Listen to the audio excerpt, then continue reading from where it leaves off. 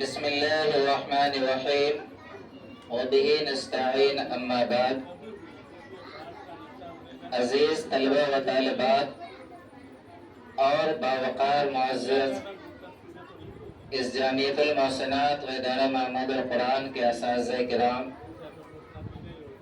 آج اللہ تبارک و تعالیٰ کے نزدیک میں جتنا بھی احسان اور ان کا شکر ادا کروں کم ہے۔ سب سے پہلے ہم اپنے اساتذہ کرام کا شکر ادا اس طور پر کرتے ہیں کہ میں سمجھتا ہوں کہ گرچہ پروگرام کے اندر جتنی بھی کمی یا اچھائی رہی ہو، لیکن جب سے یہ مدرسہ ہے، جب سے اس جامعۃ المحسنات کا قیام عمل میں آیا ہے، اس طریقے کا باضابطہ بیٹھ کر کے گھنٹہ 2 گھنٹہ 3 گھنٹے کا پروگرام کرنا یا ہونا، یہ اس جامعہ کی تاریخ میں پہلی مرتبہ ہے۔ کس موقع سے جمع ہے؟ بولو بھائی، کس موقع سے؟ 15 اگست کے موقع سے جمع ہے، اور 15 اگست کو ہمارا اور آپ کا دیش کیا ہوا تھا؟ آزاد ہوا تھا۔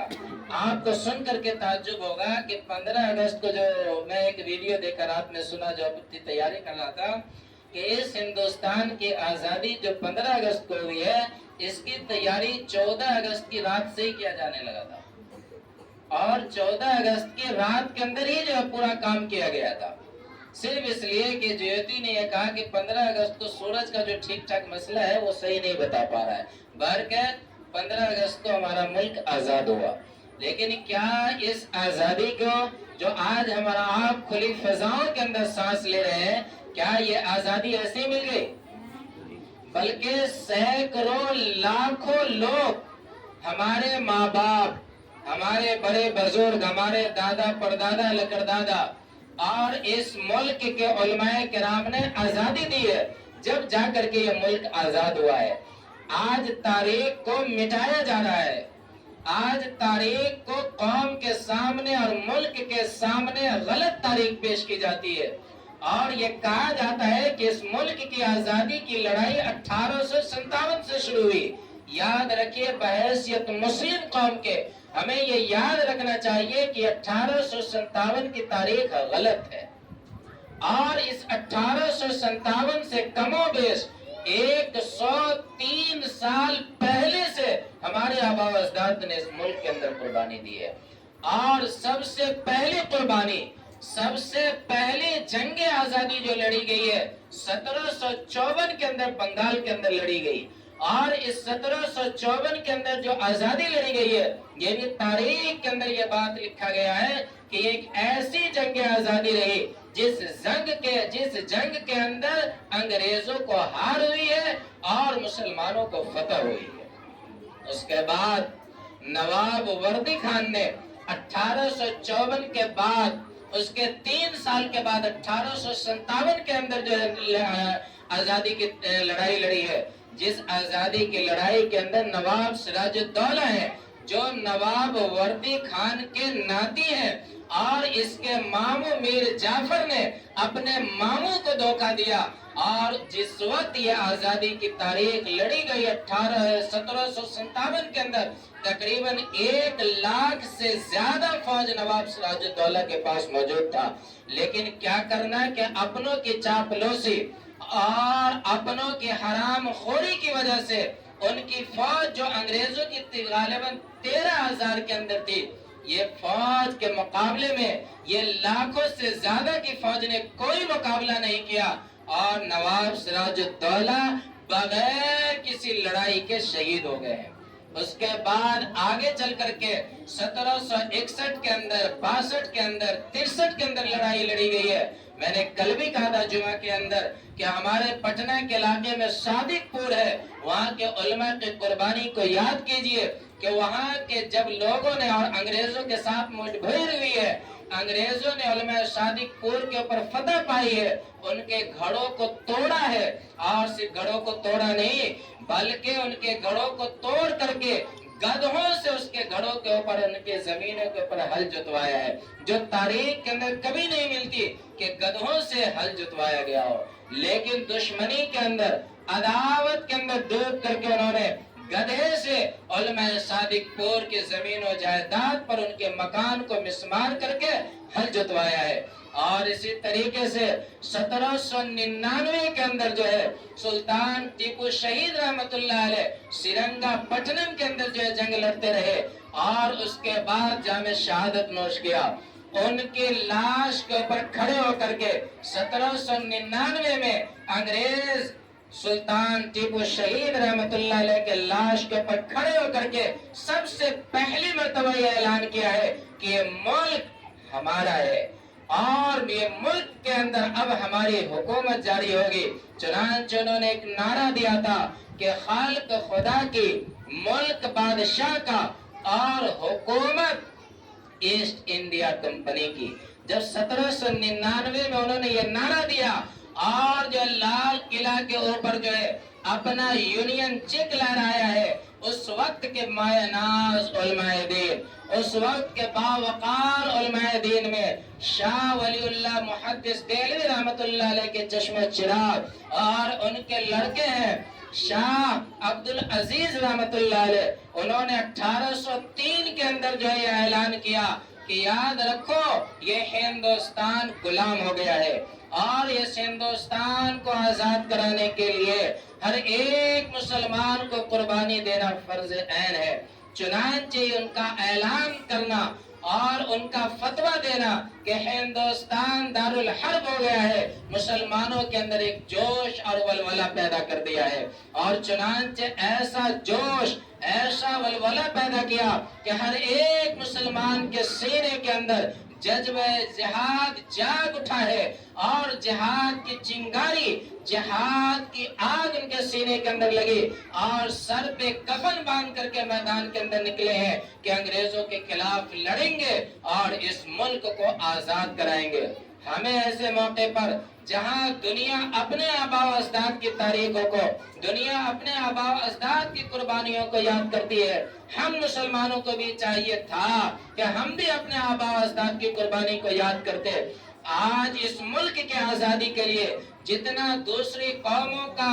پسینہ داخل نہیں اور پسینہ نہیں بہایا گیا، اس سے زیادہ ہمارے آباء و اجداد کا خون بہایا گیا ہے. آپ پڑھیے ریشمی رومال کو، آپ پڑھیے کشمیر سے کنیا کماری تک اور دلی کی جامع مسجد سے میرٹھ تک اور جلیانوالہ والا باغ تک کی تاریخ کو، کہ ہمارے آباء و اجداد کی، ہمارے علماء کی قربانی کا یہ عالم تھا کہ کوئی ایسا درخت اور کوئی ایسا پیڑ نہیں تھا جس پیڑ کے اوپر مسلمانوں کو کھڑا کر کے ہاتھی پہ بیٹھایا گیا اور درخت کے اوپر پھانسی پہ لٹکا کر اور نیچے سے ہاتھی کو گزار دیا ہے. تاریخ کے اندر یہ بات ملتی ہے کہ جب یہ علماء پھانسی کے پھندے پہ جھول رہے تھے اور چھٹپٹاہٹ ان کے اندر داخل ہوتی تھی، تو جس طریقے سے انگریزی میں ہم 8 لکھتے ہیں، 8 کا ہندسہ بنتا ہے، اس علماء کے چھٹپٹانے سے وہ 8 کے ہندسہ نما تصویر بن جایا کرتی تھی. یہ ہمارے علماء اور آباء و اجداد کی قربانی رہی ہے. آپ پڑھیے ہمارے دارالعلوم دیوبند کے مایہ ناز استاد محترم اور شیخ الحدیث رہے ہیں جن کو اسیر مالٹا کہا گیا ہے. اسیر مالٹا رحمت اللہ علیہ جب مالٹا کی جیل سے واپس آئے ہیں، لوگوں نے آپ کو کہا کہ حضرت آپ تو ان کی دشمنی میں انگریزوں کے آپ نے لڑائی لڑی اور آپ کو جیل ہو گیا، لیکن آپ کے جیل جانے سے یہ مدرسہ خالی ہو گیا، مدرسہ سونا پڑ گیا اور یہاں پہ بخاری ترمذی پڑھانے والے کوئی لوگ باقی نہ رہے. آج بھی انگریز کی حکومت قائم ہے. آپ کم از کم باہر آئیے اور مدرسوں کو سنبھالیے اور بچوں کو پڑھائیے. حضرت رحمت اللہ علیہ نے جو جملہ کہا یہ آج بھی ہمارے ہر ایک نونہالوں کو اور ہمارے بچوں اور بچیوں کو یاد ہونا چاہیے. انہوں نے کہا کہ یاد رکھو کہ میں بوڑھا ہو گیا ہوں اور ہمارے جسم و جان میں اب اتنی طاقت نہیں رہی ہے کہ میں دور تک جا سکتا ہوں، لیکن یاد رکھو کہ میں اپنے شاگردوں کو کہوں گا، میں ایک چٹائی پر اور ایک چارپائی کے اوپر لیٹ جاؤں گا اور اپنے شاگردوں سے کہوں گا کہ تم جہاں تک لے جا سکتے ہو وہاں تک ہمیں لے جاؤ، تاکہ میں ہر جگہ جا کر کے یہ اعلان کروں کہ انگریز کی غلامی حرام ہے، انگریز کی غلامی حرام ہے. میرے بچوں یاد رکھیے یہ بات صحیح ہے کہ اس ملک کے اندر قربانی جو دی ہے، جہاں پہ ہمارے آباء اجداد نے قربانی دی ہے، یہیں پہ ہمارے برادران وطن یعنی غیر مسلموں نے بھی قربانی دی ہے۔ آپ تاریخ پڑھیے، جس 1857 کی تاریخ بتائی جاتی ہے، اس تاریخ کو بات بتا کر اور میں اپنی باتوں کو سمیٹ لینے کی کوشش کروں گا، اس لیے کہ ہمارے دائیں بائیں ماسٹر صاحب بھی موجود ہیں۔ یاد رکھنا چاہیے کہ جو 1857 کی تاریخ ہے، میں نے کل بھی مسجد کے اندر کہا تھا، یہ 1857 کی تاریخ کے اندر یہ پہلی جنگ آزادی ہے جس کے اندر برادران وطن بھی شریک ہیں۔ 1857 سے پہلے کوئی ایسی لڑائی نہیں ملتی ہے جس لڑائی کے اندر برادران وطن شریک ہو۔ اور آپ کو سن کر تعجب ہوگا ماسٹر صاحب کہ اس 1857 کی جو جنگ آزادی لڑی گئی ہے، اس کے اندر 29,000 لوگوں نے شرکت کی ہے۔ کتنے لوگ؟ 29,000 لوگوں نے شرکت کی ہے۔ اور اس 29,000 کے اندر، اس 29,000 کے اندر بھی 24,000 تنہا مسلم قوم ہے، اور صرف 5,000 ہمارے برادران وطن ہیں۔ لیکن آج افسوس کہ جس ملک کی لڑائی کے لیے،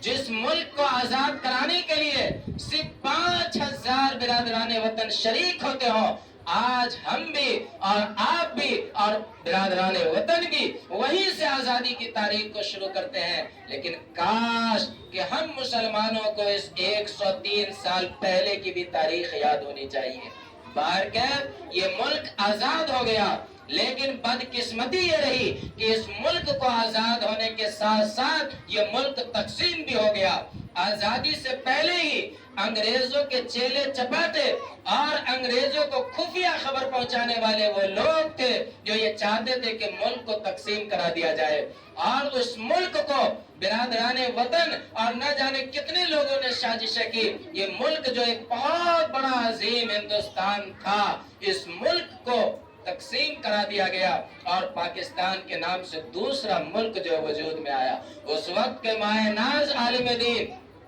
مولانا حسین احمد مدنی رحمت اللہ علیہ، مولانا ابوالکلام آزاد رحمت اللہ علیہ، ان لوگوں نے اپنی قوم کو سمجھایا تھا کہ لوگوں، جو لوگ مذہب کا نعرہ دے رہے ہیں، جو لوگ مسلم کا نعرہ دے رہے ہیں اور کہہ رہے ہیں کہ ہم بحیثیت ایمان کے اپنا ملک الگ بنائیں گے پاکستان، یہ در حقیقت ملک کو توڑنے والے اور ملک کو تقسیم کرنے والے ملک کے غدار ہیں اور یہ ملک کے دشمن ہیں۔ کسی بھی قیمت کے اوپر ملک کو تقسیم نہ کیا جائے۔ چنانچہ جمعیت علماء ہند، جن کا وجود 1919 کے اندر ہوا ہے، انہوں نے اپنے دستور کے اندر اور اس آزاد کروانے والوں کے اندر بھی یہ پیش کیا کہ یاد رکھو کہ کسی بھی قیمت کے اندر ملک ہمیں تقسیم گوارا نہیں ہے۔ چنانچہ یہ جمعیت علماء ہند کی طاقت رہی، ہمارے اکابرین کی طاقت رہی کہ وہ مہاتما گاندھی کے سامنے بیٹھ گئے ہیں پلتی مار کر اور کہا کہ تقسیم آپ نے کیا ہے، منظوری آپ نے دی ہے۔ مولانا ابوالکلام آزاد رحمت اللہ علیہ دہلی کی جامع مسجد پر کھڑے ہو کر کے اپنے قوم کو للکارا تھا کہ لوگوں، آج مذہب کے نام پہ جو تم بہکتے جا رہے ہو، تم ذرا پیچھے مڑ کر کے دیکھو کہ تمہارے آباء و اجداد نے اسی گنگا جمنا کے پانی سے کبھی وضو کیا تھا، اسی جامع مسجد کے اندر تمہارے آباء و اجداد نے کبھی اذانوں کی آوازوں کو بلند کیا تھا اور تمہیں خطبہ دیا تھا، اسی لال قلعے کے اندر سے تمہارے آباء و اجداد نے کبھی جھنڈا کو پھہرایا تھا۔ اور تم کہاں جا رہے ہو؟ تمہارے لال قلعہ کی لالی، تمہارے تاج محل کی خوبصورتی، تمہارے جامع مسجد کی بلندی تمہیں یہ پکار رہی اور کہہ رہی ہے کہ لوگوں، مذہب کے نام کا جو نعرہ دے رہے ہیں یہ ملک کے غدار ہیں۔ تمہاری مساجد یہاں ہے، تمہارے مقابر یہاں ہے، تمہاری قبرستانیں یہاں ہے، تمہارا یہ لال قلعہ، تاج محل اور یہ قطب مینار یہاں ہے۔ میں تمہیں دعوت دیتا ہوں کہ اس ملک کے اندر رہو اور مذہب کے نام پہ جنہوں نے تقسیم کیا وہاں نہ جاؤ۔ سینکڑوں لوگ، لاکھوں لوگ جنہوں نے اپنے سر کے اوپر گیچنی باندھ رکھا تھا، جنہوں نے اپنے کاندھے کے اوپر جھولا ڈال رکھا تھا، مولانا ابوالکلام آزاد رحمت اللہ علیہ کی باتوں کو سن کر وہ واپس ہوئے اور لوگوں سے کہا کہ یہ ملک ہمارا ہے، اس ملک کے آزاد کرانے والے ہم ہیں۔ آج ہمیں کہا جاتا ہے، آج اگر رونا رویا جائے حالات کا، تو ہمیں مدارس کو جو ہے دہشت گردی کا اڈا، علماء کو دہشت گرد اور مسلمانوں کو جو دوسری آبادی، اور کہا جاتا ہے کہ اس ملک کے تم غدار ہو۔ لیکن کاش ان کی جتنی غلطی نہیں، اس سے زیادہ غلطی ہماری ہے کہ ہم نے اپنی قربانیوں کو یاد نہیں کیا، ہم نے اپنی قربانیوں کو برادران وطن کے سامنے پیش نہیں کیا۔ یہ غلطی ہماری ہے، یہ غلطی ہماری ہے۔ کاش کہ ہمارے علماء ہمارے برادران وطن کے سامنے، ہمارے بڑے، ہمارے بزرگ، ہمارے دانشوران، اور ایسے موقع کے اوپر کاش کے سارے لوگ، سارے علاقے کے لوگ، پڑھنے والے، کوچنگ والے، اسکول والے لوگ جمع ہوتے اور برادران وطن کے سامنے، اپنے قوم کے سامنے، اپنے نونہالوں کے سامنے، اپنے بچوں کے سامنے، اپنے پڑھے لکھوں کے سامنے، اپنے جوہلے کے سامنے، پوری قوم کے سامنے جو ہے اپنے آباء و اجداد کی قربانی کو پیش کرتے، تو شاید کہ جو نوبت آج ملک کا بنا ہوا ہے یہ نوبت نہیں آتی۔ بہرکیف یاد رکھیے کہ اس ملک کے وفادار ہم ہیں۔ آج بھی یہ ہمیں وعدہ کرنا ہے، آج بھی یہ ہمیں ارادہ کرنا ہے کہ اگر آج بھی ہمیں اس ملک کے خاطر اپنی جان کو قربان کرنے کی ضرورت پڑی تو انشاءاللہ ہم پیچھے